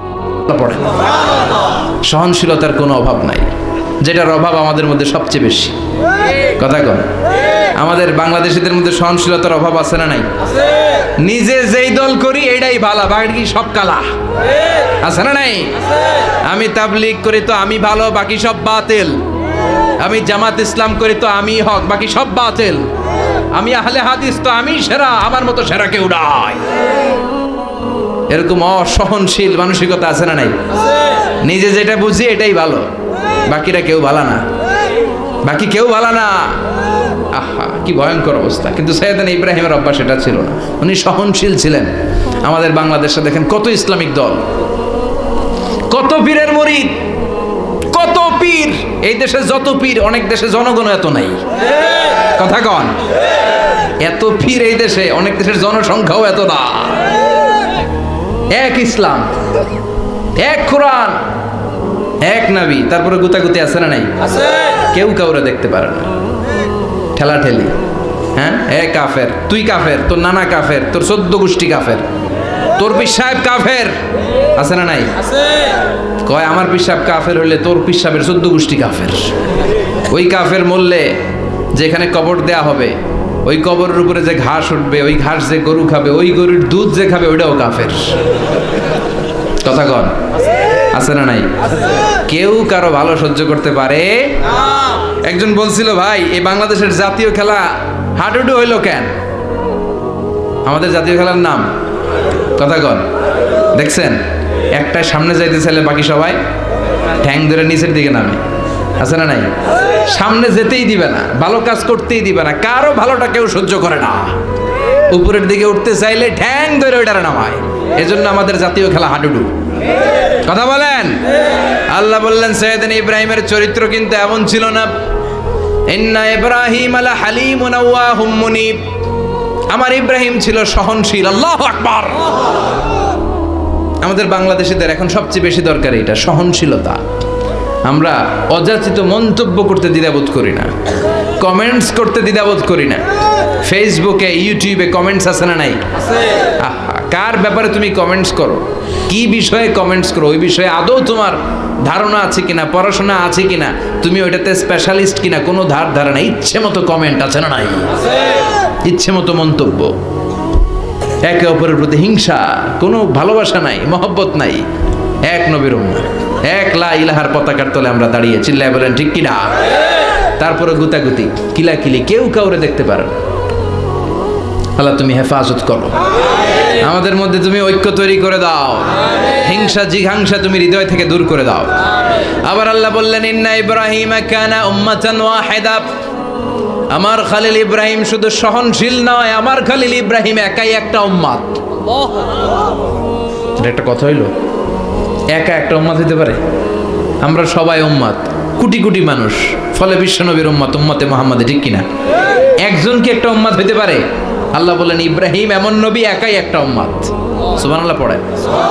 ইন্না ইব্রাহিম কানা উম্মাহ ওয়াহিদার কারণ উনি যখন জমিনে ছিলেন একটা লোক আল্লাহর নাম নেয়ার মতো ছিল না, সব ছিল মুশরিক। উনি ছাড়া সব মুশরিক। উনি ছিলেন মুওয়াহহিদ, তাওহীদের পক্ষে। উনি ছাড়া পৃথিবীতে তখন যারা ছিল সব ছিল তাওহীদের বিপক্ষে, মানে মুশরিক। আল্লাহ বুঝাতে চাইলেন পুরো মুশরিক গোষ্ঠী একটা উম্মত, আমার ইব্রাহিম খলিল একাই আরেক উম্মত। ইন্না ইব্রাহিম কানা উম্মাতান ওয়াহিদা। সাইয়েদনা ইব্রাহিমের সময়কালে মুসলমান বলতে কেউ ছিল না, উনি একা ছাড়া। তার মানে গোটা বিশ্বের সব মুশরিক মিলে একা একটা উম্মত, সাইয়েদনা ইব্রাহিম নিজে নিজেই একটা উম্মত। কি পরীক্ষা করে, কিভাবে আল্লাহ ওনারে উত্তীর্ণ করেছেন। এজন্য খুশি হয়ে আল্লাহ ওনারে খালিল উপাধি দিয়েছেন। কথা কন, ওনার কিছু উপাধি আছে, একটা হচ্ছে সিদ্দিক। কি উপাধি? আমাদের অনেকের নাম আছে না? এদিকে আছে সিদ্দিক নামে কেউ? মাশাআল্লাহ আছে। তো সিদ্দিক মানে কি জানেন? হ্যাঁ, কথা কন। সত্যবাদী। শুধু সত্যবাদী না, সত্য প্রকাশে, সত্য গ্রহণে, সত্যের ব্যাপারে আপোষহীন, কোনো আপোষ করে না। চিল্লা এখন ঠিক কিনা? বিশ্বনবী মেরাজে গেলেন, মেরাজ থেকে ফিরে আসলেন। বিশ্বনবী বর্ণনা করলেন, আমি বাইতুল মাকদাস দেখেছি মাঝরাতে, লক্ষাধিক নবীকে নিয়ে নামাজের ইমামতি করেছি, 7 আকাশ দেখেছি, আল্লাহর আরশ দেখেছি, আল্লাহর সাথে কথা বলেছি, আবার ফজরের আগেই মক্কায় ফিরে এসেছি। সবাইকে খাইছে মোহাম্মদের মাথার তার ছিঁড়ে গেছে, নাউজুবিল্লাহ পড়ে। আবু জাহেল, উতবা, সাইবা সবাই মিলে একটা সুযোগ পেল, বললো এতদিন আমরা আবু বকররে বুঝাইতে পারি না, আজকে মোহাম্মদ যে গাঞ্জাখুরি কথা বলে, এটা বললে আবু বকররে আমাদের দলে নিয়ে আসা যাবে। সবাই সাইয়েদনা আবু বকরের কাছে যায়, যে বলে আবু বকর জানো নাকি তোমার নবী নতুন কথা আমদানি করেছে? কি বলেছে আমার নবী? তোমার নবী বলে মাঝরাতে বাইতুল মাকদাস গিয়েছে। বাইতুল মাকদাসে তখন দ্রুতগামী ঘোড়া দিয়ে ছুটলেও যেতে লাগে 15 দিন। অ্যাবাউট টার্ন কাম ব্যাক, ফিরে আসতে আরো 15 দিন, মোট কয় দিন? 1 মাস। যেতে আসতে 1 মাস। তোমার নবী মাঝরাতে নাকি বাইতুল মুকাদ্দাসে ইমামতি করছে, 7 আকাশ ঘুরেছে, আল্লাহর আরশ দেখেছে, আল্লাহর সাথে কথা বলেছে, আবার ভোর হওয়ার আগে নাকি মক্কার জমিনে ফিরে এসেছে। আবু বকর বললেন, আসলেই কি আমার নবী এই কথা কইছে? সবাই এক বাক্যে বলে, হ্যাঁ, তোমার নবী মুহাম্মদ এই কথা বলেছে। আবু বকর দ্ব্যর্থহীন কণ্ঠে ঘোষণা করে দিলেন, আমার নবী যদি এই কথা বলে থাকে, আমার নবী সত্য বলেছে, সত্য বলেছে, তিনি কখনো মিথ্যা বলতে পারে? বিশ্বনবী খুশি হয়ে গেলেন, সাইয়েদনা আবু বকরের জন্য দোয়া করে দিলেন আর বললেন, আবু বকর আনতা লাস্তা আবু বকর ফাকাত, আজকে থেকে তুমি শুধু আবু বকর নও, আজকে থেকে তুমি আবু বকর as-সিদ্দিক। সিদ্দিক সত্য গ্রহণে, সত্য প্রকাশে, সত্য মানার ক্ষেত্রে আপোষহীন, কোনো আপোষ নাই। চিল্লায় কোন ঠিক কিনা? সে আল্লাহ বললেন, ওয়াযকুর ফিল কিতাবি ইব্রাহিম ইন্নাহু কানা সিদ্দীকান নাবিয়্যা। ও নবী, আপনার এই কোরআনের ভেতরে আমার খলিলের নামটা রাখেন, কারণ আমার খলিল যেন তেন কোনো নবী নয়, সাধারণ পয়গম্বর নয়, আমার নবী ইব্রাহিম হলো সিদ্দিক, সত্য প্রকাশে আপোষহীন। এজন্য আল্লাহ খুশি হয়ে ওনার একটা টাইটেল দিলেন, টাইটেলটা হলো খলিল। ওয়াত্তাখাযাল্লাহু ইব্রাহিমা, চিল্লায় বলেন, ওয়াত্তাখাযাল্লাহু ইব্রাহিমা, আমি ইব্রাহিমকে খলিল বানিয়েছি। খলিল মানে দোস্ত। খলিল মানে কি? আল্লাহ দুনিয়ার একজনের দোস্ত ডাকে। কি মজার ব্যাপার, কেমন লাগে তার কাছে শুনতে? সুবহানাল্লাহ কইবেন না? ওনারে বানাইলেন খলিল আর বিশ্বনবীরে বানাইলেন হাবিব। সুবহানাল্লাহ পড়েন। বাপ বেটা সব নিয়ে গেছে। সাইয়েদনা ইব্রাহিম হচ্ছেন বাবা আর বিশ্বনবী ছেলে। বিশ্বনবীর অনেক উপরের পুরুষ হচ্ছে সাইয়েদনা ইব্রাহিম। তো এটা পরদাদা না, বাবা না? বিশ্বনবী বলতেন, আনা দাওয়াতু আবি ইব্রাহিম, আমি নবীরে বেনাসানাসি করো, আমি তো ইব্রাহিম আলাইহিস সালামের দোয়ার ফসল। উনি যদি মক্কায় দাঁড়িয়ে দোয়া না করতেন, আমার বিশ্বনবীর জন্ম হতো না। সুবহানাল্লাহ পড়েন। এজন্য বাবা হলো খলিল, ছেলে হলো হাবিব। খলিল মানেও বন্ধু, হাবিব মানেও বন্ধু। খলিল মানে এমন বন্ধু যেই বন্ধু আল্লাহরে খুশি করার জন্য কাজ করে, আর হাবিব মানে এমন বন্ধু যারে খুশি করার জন্য আল্লাহ নিজে কাজ করে। কার পাওয়ার বেশি? হাবিবের কয়েক ডিগ্রি বেশি। সুবহানাল্লাহ পড়েন। তার মানে বাপ বেটা, বাবা হলো খলিল, ছেলে হলো হাবিব। এই বাপ বেটার মধ্যে অনেক বিষয়ে মিল আছে না নাই? হাদিস কোরআনে খুঁজলে আপনি অনেকগুলো মিল পাবেন। আজকে 7টা মিলের কথা শোনাবো। সাইয়েদনা ইব্রাহিম আলাইহিস সালাম আর বিশ্বনবীর মাঝে 7টা মিল খুঁজে পাওয়া যায়। চিৎকার করে বলেন, কয়টা? শুনবেন? কষ্ট হচ্ছে? ঘুমে ধরছে? রাত তো অনেক হয়ে গেল। সর্বনাশ, 11টা। হ্যাঁ, শুনবেন? কতক্ষণ? সারা রাত। তাকবীর পড়া যাবে? হ্যাঁ, জোরে না আসতে? ভাগাভাগি করে দেন। শুরুতে বিবাহিতরা দেন, তারপর অবিবাহিতরা দেন, তারপর সবাই দেন। দিবেন? বিবাহিত কারা কারা আসছেন দেখি? ঘটন নাকি? অবিবাহিত নাই এলাকায়? হ্যাঁ, কম। মাশাআল্লাহ, তো বরকতের এলাকা। আলহামদুলিল্লাহ। দেখি অবিবাহিত কারা কারা আসছে? ওমা, এগুলো আইলো কই থেকে আবার? 2 হাত করে তুলছে না? 1 হাত, 1 হাত। ঠিক আছে, মাশাআল্লাহ। শুরুতে বিবাহিতরা দেন, এরপর অবিবাহিতরা দিয়েন। শুরুতে বিবাহিতরা রেডি হন। আমি লিল্লাহি তাকবীর বললে আল্লাহু আকবার। গলা ধার দিতেছে অনেকে। বিবাহিতরা রেডি? দেখবো কাদের পারফরমেন্স কেমন হয়। বিবাহিতরা পড়েন, লিল্লাহি তাকবীর। অনেক আওয়াজ, সংখ্যায় বেশি এরা। এবার অবিবাহিতদের পালা। হ্যাঁ, অবিবাহিতরা রেডি? দেখি কি অবস্থা। এবার অবিবাহিতরা দাও, লিল্লাহি তাকবীর।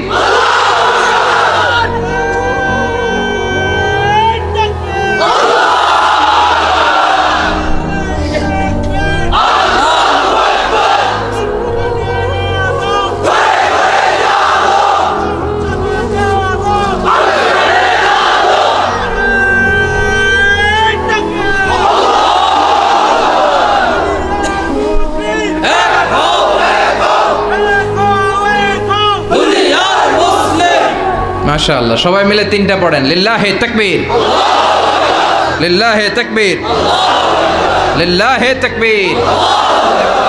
ঘুমটুম আছে না গেছে? বাপ বেটার মধ্যে কয়টা মিল? চিল্লায় বলতে হবে কয়টা? এক নাম্বার মিল হচ্ছে ফেস কাটিং এ মিল। সুবহানাল্লাহ। সাইয়েদনা ইব্রাহিম আর বিশ্বনবী চেহারা একরকম। বিশ্বনবী যখন মেরাজ রজনীতে আকাশে গেলেন, এক এক আসমানে এক এক নবীর সাথে দেখা, এক আসমানে সাইয়েদনা ইব্রাহিমের সাথে দেখা। মেরাজ শেষ করে যখন সাহাবীদের কাছে বর্ণনা করছেন কোন নবীর চেহারা দেখতে কিরকম, বিশ্বনবী বললেন আম্মা ইব্রাহিম, বুখারীর বর্ণনা, আম্মা ইব্রাহিম ফানজুরু ইলা সাহিবিকুম। আর ইব্রাহিম নবীর চেহারা কেমন জানতে চাও? জানতে হলে আমি বিশ্বনবীর দিকে তাকাও। আমার চেহারা দেখতে যেমন, আমার বাবা সাইয়েদনা ইব্রাহিমের চেহারা প্রায় হুবহু এরকম। তার মানে এক নম্বরে কোন দিকে মিল? চেহারাতে মিল, ফেস কাটিং এ মিল। চিল্লায় কোন ঠিক কিনা? দুই নম্বরে উসওয়ায়ে হাসানা। দুই নবীর ক্ষেত্রে উসওয়ায়ে হাসানা শব্দ কোরআনে ব্যবহার করেছে কে? লাকাদ কানা লাকুম ফি রাসূলিল্লাহি উসওয়াতুন হাসানা। তোমাদের জন্য বিশ্বনবীর জীবনীর ভেতরে উত্তম আদর্শ আছে না নাই? আবার ইব্রাহিমের ক্ষেত্রে বললেন কাদ কানাত লাকুম উসওয়াতুন হাসানাতুন ফি ইব্রাহিম। বিশ্বনবীর জীবনীতে যেমনি তোমাদের জন্য আদর্শ, সাইয়েদনা ইব্রাহিমের জীবনীতেও সুবহানাল্লাহ পড়ে। তার মানে বিশ্বনবীও মডেল, সাইয়েদনা ইব্রাহিমও মডেল। নাকি শাহরুখ খান আমাদের মডেল? ইমরান খান, জর্দা খান, কেউ আমাদের মডেল? নায়ক নায়িকা, গায়ক গায়িকা, ক্রিকেটার, সেলিব্রিটি, ডান্সার একটাও আমাদের মডেল হতে পারে? কোন কবিরা আমাদের মডেল? আমাদের মডেল হলো নবীরা। চিল্লায় বলেন ঠিক কিনা? কবিরা এক একজন এক এক দিকে যায়, এক একজন এক এক কথা বলে। আউলা ঝাউলা চুল নিয়ে চলে, যার মাথা দিয়ে যেটা বের হয় সেটা বলে, কিন্তু একজন নবী যেটা বলে অন্য নবী বিপরীত বলে না। কারণ কবিরা কথা বলে তাদের মন মস্তিষ্ক প্রসূত কথা থেকে, আর সব নবীদের কথা আসে একটা হেডকোয়ার্টার থেকে। হেডকোয়ার্টারটা কার? কোন নবী বলছে আল্লাহ একজন, আরেক নবী বলছে না দুইজন হতে পারে। কোন নবী বলেছে আখেরাত আছে, আরেক নবী আয়েশা বলছে নাও থাকতে পারে। এরকম কইছে? কারণ কবিদের মতো ওনারা মাথায় যা আসে পাগলের মতো তাই বলে না। তাদের মাথায় কথা আসে একটা হেডকোয়ার্টার থেকে। চিল্লায় বলেন হেডকোয়ার্টারটা কার? আল্লাহ বললেন উসওয়ায়ে হাসানা, বিশ্বনবী তোমাদের জন্য আদর্শ, সাইয়েদনা ইব্রাহিম আদর্শ। তার মানে আদর্শিক দিক থেকে দুই নবীর মিল আছে না নাই? তিন নাম্বার, দুইজন নবী উলুল আজমি মিনার রুসুল। এই পৃথিবীতে পাঁচজন নবীকে আল্লাহ শ্রেষ্ঠ নবী বলেছেন। নূহ আলাইহিস সালাম, ইব্রাহিম আলাইহিস সালাম, মূসা আলাইহিস সালাম, ঈসা আলাইহিস সালাম, বিশ্বনবী মুহাম্মদ রাসূলুল্লাহ সাল্লাল্লাহু আলাইহি ওয়াসাল্লাম। এই পাঁচজনের ভিতরে বাপ বেটা আছে না নাই? কথা কর। চার নাম্বার মিল হলো বাপ বেটা দুইজনই কাবা বানিয়েছে। আল্লাহু আকবার। সাইয়েদনা ইব্রাহিম বানিয়েছে বয়স্ক অবস্থায়, বিশ্বনবী বানিয়েছেন শৈশবকালে। পড়েন সুবহানাল্লাহ। বিশ্বনবীর বয়স মাত্র 10 বছর। কয় বছর? 10 বছর বয়স আমরা লুঙ্গিও পড়তাম না। কথা কন। ছোট বাচ্চারা অনেক সময় এই বয়সে লুঙ্গি খুলে ফেলায় না? গরমকাল আসলে লুঙ্গিগুলা সব খালের সামনে থুইয়া ডুবায়, চোখগুলা লাল করে এরপরে বাইরে আছে না নাই? কিন্তু বিশ্বনবী লুঙ্গি খোলেন না, লুঙ্গি পড়ে থাকে। কাবা ঘর নির্মাণের কাজ শুরু হলো, বিশ্বনবী পাথর টানতে শুরু করলেন। বিশ্বনবীর বয়সের 8-10 বছরের ছোট বাচ্চারা সবগুলা লুঙ্গি খুইলা কাঁধে লইছে। সব বাচ্চারা লুঙ্গি খুলে কাঁধে নিয়েছে, আর ওই কাঁধের লুঙ্গির উপরে পাথর নিয়েছে যাতে ব্যথা না পায়। বুদ্ধি আছে। লুঙ্গি খুলে কাঁধে রেখেছে, কাঁধের উপরে পাথর রেখেছে। কিন্তু বিশ্বনবী, সবাই পাথর টানে একটা, বিশ্বনবী টানে দুইটা, কিন্তু বিশ্বনবী লুঙ্গি খোলে না। কি নবী ছিলেন, কি লাজুক ছিলেন। এখন আমাদের মধ্যে লাজুকতা নাই। বাবা ছেলে মেয়ে সব মিলে একসাথে হিন্দি সিরিয়াল দেখে, এরকম ফ্যামিলিও আছে না নাই? লাজুকতা হারাতে বসেছি। আল হায়াউ শু'বাতুম মিনাল ঈমান। লাজুকতা ঈমানের অঙ্গ। ইযা লাম তাস্তাহি ফাসনা মা শি'তা। যখন তোমার লজ্জা থাকবে না, তোর যা মন চায় তুই তাই করতে পারবি। লাজুকতা আমরা হারাতে বসেছি, কোনো ক্ষেত্রে আমাদের লাজুকতা নাই। বিশ্বনবী এত লাজুক ছিলেন, হালিমাতুস সাদিয়া বলে 5 বছর কুরাইশি মুহাম্মদকে আমি লালন পালন করলাম, একদিনও কাঁদতে দেখি নাই। ক্ষুধা লাগলেও কাঁদে না, ব্যথা পেলেও কাঁদে না, শুধু লজ্জাস্থানের জায়গা থেকে কাপড় সরে গেলে মুহাম্মদ চিৎকার দিয়ে ওঠে। কি লাজুক ছিলেন বিশ্বনবী। পাথর টানে কিন্তু লুঙ্গি খোলে না। আশেপাশের বন্ধু বান্ধব সব লুঙ্গি খুলে টানতেছে। চাচা আবু তালেব দৃশ্যটা দেখলেন, কিরে সবাই লুঙ্গি খোলা, এটা লুঙ্গি ছাড়া কেন? এটার গায়ে তো লুঙ্গি আছে। বিশ্বনবী ডেকে বললেন, মুহাম্মদ লুঙ্গি খোলো। কি খোলো? সবাই খুলছে, তুমিও খোলো। তুমি কাঁধে ব্যথা পাবে, কাঁধে লুঙ্গি রেখে পাথর টানো। বিশ্বনবী বললেন, না আমি ব্যথা পাই না, আমি লুঙ্গি খুলবো না। চাচা বললো, আরে ছোট মানুষ, সমস্যা নাই, খোলো। গোছা ধরে টান দিবে, টান দেওয়ার আগে বিশ্বনবী বেহুশ হয়ে জমিনে পড়ে যায়। লুঙ্গি খোলা আর হয় নাই। বিশ্বনবীর লজ্জাস্থানও কেউ দেখে নাই। আল্লাহু আকবার। তার মানে কাবা ঘর নির্মাণের দিক থেকে বাপ বেটার মধ্যে মিল আছে না নাই? সাইয়েদনা ইব্রাহিম কাবা বানালেন বয়স্ক অবস্থায়, বিশ্বনবী বানালেন শৈশবকালে। পড়েন সুবহানাল্লাহ। এরপর 6 নম্বরে মিল হলো, বাপ বেটা দুইজনেই ইসলামের কারণে, কোরআনের দাওয়াত দেওয়ার কারণে ঘর ছাড়া হয়েছে। সাইয়েদনা ইব্রাহিমও ঘর ছাড়া, বিশ্বনবী ঘর ছাড়া হলেন, মক্কা থেকে গেলেন মদিনায়। কিন্তু সাইয়েদনা ইব্রাহিমের ঘর ছাড়াটা এত সহজ না। উনি জন্মেছিলেন ইরাকের বাবেল নগরীতে। বাবেল থেকে হিজরত করলেন ফিলিস্তিন, ফিলিস্তিন থেকে হিজরত করলেন মিশর, মিশর থেকে হিজরত করলেন মক্কা, মক্কা থেকে আবার ফিলিস্তিন, আবার বাবেল। আল্লাহু আকবার। মাইগ্রেশন, এটার বলে মাইগ্রেশন, হিজরত, নির্বাসিত হওয়া। কোরআনের পক্ষে যারা কথা বলে, ইসলামের পক্ষে যারা কথা বলে, নিজ এলাকায় থাকতে পারে না। এখনো এই নমুনা আছে না নাই? দোষ একটাই, কোরআনের কথা বলে। দোষ একটাই, হাদিসের কথা বলে। দোষ একটাই, ইসলামকে বিজয়ী শক্তি হিসেবে দেখতে চায়। এটাই অপরাধ। নিজ ঘরে থাকতে পারে না, নিজ ইউনিয়নে আসতে পারে না, নিজ থানায় ঢুকতে পারে না, নিজ জেলায় আসতে পারে না। আল্লাহ বলে, ওয়ালা তাহিনু ওয়ালা তাহজানু ওয়া আনতুমুল আ'লাউনা ইন কুনতুম মুমিনিন। ভয় পেও না, চিন্তা করো না, বিজয় তোমাদেরই হবে। যারা জালিম তাদের জন্য আমার পক্ষ থেকে সাহায্য আসে না। যারা মাজলুম, যাদের রক্ত জমিনে ঝরে, তাদেরকে জমিনের মালিকানা তুলে দেয় কে? বিজয় তোমাদেরই হবে, ভয় নেই, ইনশাআল্লাহ। পড়েন। এই জন্য বাপ বেটার 6 নাম্বার মিল, বাপ বেটা দুজনই ঘর ছাড়া, বাপ বেটা দুইজনই জন্মস্থান ছাড়া। বিশ্বনবী মক্কা থেকে মদিনায়, আর সাইয়েদনা ইব্রাহিম নিজ এলাকা বাবেল থেকে গোটা বিশ্বের আনাচে কানাচে। চিল্লায় বলেন ঠিক কিনা? 6 নাম্বার মিল, বিশ্বনবী বললেন, ইন্নী হাররামতুল মাদিনা কামা হাররামা ইব্রাহিম মক্কা। আমি মদিনাকে হারাম ঘোষণা করেছি যেমনি সাইয়েদনা ইব্রাহিম মক্কারে হারাম ঘোষণা করেছে। আপনারা যারা হজ উমরা করেছেন তারা জানবেন, মক্কা মদিনার চারিদিকে একটা বাউন্ডারি আছে, এটার বলে হুদুদুল হারাম। পিলার আছে, ওই পিলারে লেখা হুদুদুল হারাম। কি লেখা? এইখানে মারামারি, ঘুষাঘুষি, কিলাকিলি সব হারাম। খুন করেও যদি, সৌদিতে খুন হয় না, কথা কয় না? সৌদি আরবে ধর্ষণ হয় না, হয়তো কম হয়, খুন হয় না, হয়। কোনো খুনিও যদি এই হুদুদুল হারামের ভিতরে ঢুকে, পুলিশ ওরে মারতে পারবে না, ওরে ভুলায় ভালায় ফুসলায় বাইরে নিয়ে মায়ের। হুদুদুল হারামের বাইরে নিয়ে মায়ের, ভিতরে মারামারি করা যাবে? তো এই যে হুদুদুল হারামের বাউন্ডারিটা, মদিনারটা দিয়েছেন, ঠিক করে দিয়েছেন বিশ্বনবী, আর মক্কারটা দিয়েছেন সাইয়েদনা ইব্রাহিম। বাপ বেটা মিল আছে না নাই? এরপরে বাপ বেটার মধ্যে 7 নম্বরে মিল হলো, বাপ বেটার একজন হলো সব নবীদের নেতা, আর একজন হলো সব নবীদের পিতা। একজন সব নবীদের নেতা বিশ্বনবী, ঠিক কিনা? আরেকজন সব নবীদের পিতা সাইয়েদনা। এই জন্য আমরা যখন শেষ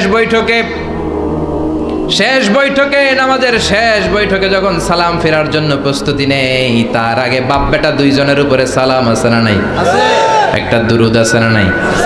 দুরুদের নাম দুরুদে আল্লাহুম্মা সাল্লি আলা মুহাম্মদ ওয়া আলা আলি মুহাম্মদ কামা সাল্লাইতা আলা ইব্রাহিম ওয়া আলা আলি ইব্রাহিম ইন্নাকা হামিদুম মাজিদ। আল্লাহ সাইয়েদনা ইব্রাহিম ও তার বংশের উপর যেমনি রহমত প্রেরণ করেছেন, বিশ্বনবী ও তার বংশের উপর রহমত নাজিল করেন। আল্লাহুম্মা বারিক আলা মুহাম্মদ ওয়া আলা আলি মুহাম্মদ কামা বারাকতা আলা ইব্রাহিম ওয়া আলা আলি ইব্রাহিম ইন্নাকা হামিদুম মাজিদ। ও আল্লাহ, সাইয়েদনা ইব্রাহিমের বংশের উপর এবং তার উপর যেমনি বরকত নাজিল করেছেন, বিশ্বনবী ও তার বংশের উপর তেমনি বরকত নাজিল করে। দেখেন, দুইজনের কথাই আছে, বিশ্বনবীর কথাও আছে, সাইয়েদনা ইব্রাহিমের কথাও আছে। এই 7টা দিক থেকে বাপ বেটার মধ্যে মিল রেখেছে কে? সুবহানাল্লাহ। কি নবী ছিলেন? খলিল বললেন আল্লাহ। এই সাইয়েদনা ইব্রাহিম আলাইহিস সালাম ওনার জীবনে যখন যেভাবে যে মুহূর্তে যেই কথাগুলো বলেছিলেন সবগুলো কথা কোরআনে তুলে ধরেছে কে? কথা কন। পৃথিবীর কোন নবীর কথোপকথন, ডায়ালগ, কনভারসেশন এভাবে আল্লাহ তুলে ধরে নাই সাইয়েদনা ইব্রাহিম ছাড়া। সুবহানাল্লাহ পড়েন। যার সাথে যা বলেছেন, উনি ওনার নিজের সাথে কথা বলতেন, এই কথা কোরআনে আছে না নাই? উনি আল্লাহর সাথে কি কথা বলছে, কি ডায়ালগ মারছে, আছে না নাই? নিজের ছেলের সাথে কি ডায়ালগ মারছে, আছে না নাই? নমরুদের সাথে কি ডায়ালগ মারছে, আছে না নাই? ওনার গোত্রের লোকদের সাথে কি ডায়ালগ মেরেছে, ওনার বাবার সাথে কি কনভারসেশন হয়েছে, সবগুলো কথা কোরআনে কোট করে দিয়েছে কে? আল্লাহ। সুবহানাল্লাহ পড়বেন না? সাইয়েদনা ইব্রাহিম নিজের সাথে নিজে কথা বলতেন। নিজের সাথে নিজের বোঝাপড়া অনেক দরকার। আপনারা নিজের সাথে নিজে কথা বলেন? বলেন না? বলবেন। নিজের সাথে নিজে কথা বললে অনেক কিছু বেরিয়ে আসে। আপনি আপনার মনকে জিজ্ঞেস করবেন, মন আপনারে ঠকাবে না। আপনার বিবেকটা আল্লাহর দেয়া অনেক বড় আদালত। এই আদালত কখনো আপনারে ঠকাবে না। চিল্লা এখন ঠিক কিনা? নিজে নিজে বোঝাপড়া করবেন, চিন্তা গবেষণা করবেন, আল্লাহর দেয়া রেশনাল, আল্লাহর দেয়া কমন সেন্সকে কাজে লাগাবেন। আমরা আকল বলতে একটা কথা বলি না, এটাকে ইংরেজিতে বলে কমন সেন্স। কি বলে? Common sense is very uncommon thing. Common sense হচ্ছে এমন জিনিস যেটা খুব আনকমন, এটা অনেকের থাকে না। কথা কন। প্রত্যেককে আল্লাহ কমন সেন্স দিয়েছে। আল্লাহু আকবার। সাইয়েদনা ইব্রাহিম এই কমন সেন্স খাটালেন, ওনার বুদ্ধি বিবেক খাটালেন, চিন্তা করলেন, অনুসন্ধান করলেন, করতে করতে করতে উনি মহাসত্যের সন্ধান পেয়েছেন। চিল্লায় বলেন তো মহাসত্যকে? মহাসত্যকে? উনি এমন একটা পরিবেশে এসেছেন, আমরা তো জন্মসূত্রে মুসলমান। আমরা জন্মগ্রহণের পরেই আমাদের কানে আজান দেয়, আমাদের জন্য আকিকা দেয়, আমাদের মাথার চুল ফেলে দেয়, আমাদের ইসলামিক নাম রেখে দেয়, আমারে মক্তবে ভর্তি করিয়ে দেয়, আমার হাতে কোরআন তুলে দেয়। একটা প্রিভিলেজ আল্লাহর খলিল ইব্রাহিম পায় নাই। নিজে বুঝে, নিজের মনের সাথে লড়াই করে, যুদ্ধ করে, গোত্রের লোকদের বিরুদ্ধে যুদ্ধ করে, প্রচলিত সমাজ ব্যবস্থার বিরুদ্ধে জিহাদ ঘোষণা করে তিনি ইসলাম প্রতিষ্ঠা করেন। এত সহজ না আমার ইসলাম আর সাইয়েদনা ইব্রাহিম খলিলের ইসলাম এক ইসলাম নয়। আমার ঈমান সাইয়েদনা ইব্রাহিমের ঈমান এক ঈমান নয়। চিল্লায় বলেন ঠিক কিনা? উনি যুদ্ধ করেছেন, নিজের সাথে নিজে বারবার লড়েছেন, লড়তে লড়তে তিনি আল্লাহর সন্ধান পেয়েছেন। উনি দেখতেন আশেপাশে চলে মাছের পূজা। আমরা আজান দেখি, মসজিদ দেখি, তাফসির মাহফিল দেখি, উনি দেখেছেন মাছের পূজা। উনি বাইরে দেখেছেন গাছের পূজা, উনি বাজারে দেখেছেন গরুর পূজা, উনি এলাকায় দেখেছেন মূর্তির পূজা। কিন্তু একটা তো ওনার মন বসে না। উনি দেখেন লোকজন আগুনের পূজা করে। কিসের পূজা করে? আবার পূজা শেষ আগুনের মধ্যে পানি ঢেলে দিলে আগুন নিভে যায়। মাথায় ধরে না কি রে, আমার খোদা কই গেল হঠাৎ করে? এতক্ষণ তো ছিল। ধরে নিলাম ফর এন এক্সাম্পলে আগুনটাই আমার খোদা, এতক্ষণ তো আগুন রে নম নম করতো, তো পানি দেওয়ার পরে আমার খোদা গেল কই? প্রশ্ন আছে না নাই? দেখেন কিভাবে ইন্টেলেক্ট, রেশনাল, সৃজনশীলতার বুদ্ধিমত্তাকে তিনি কাজে লাগিয়েছেন। খেয়াল করেন, আমরা চিন্তা না করে সিলে কান নিচে শুনে দৌড়। আছে না নাই? একটু যাচাই করারও প্রয়োজন বোধ করি না, ভেরিফাই করার প্রয়োজন বোধ করি না। এটা মহামারীর আকার ধারণ করেছে আমাদের সমাজে। সমাজটা শেষ।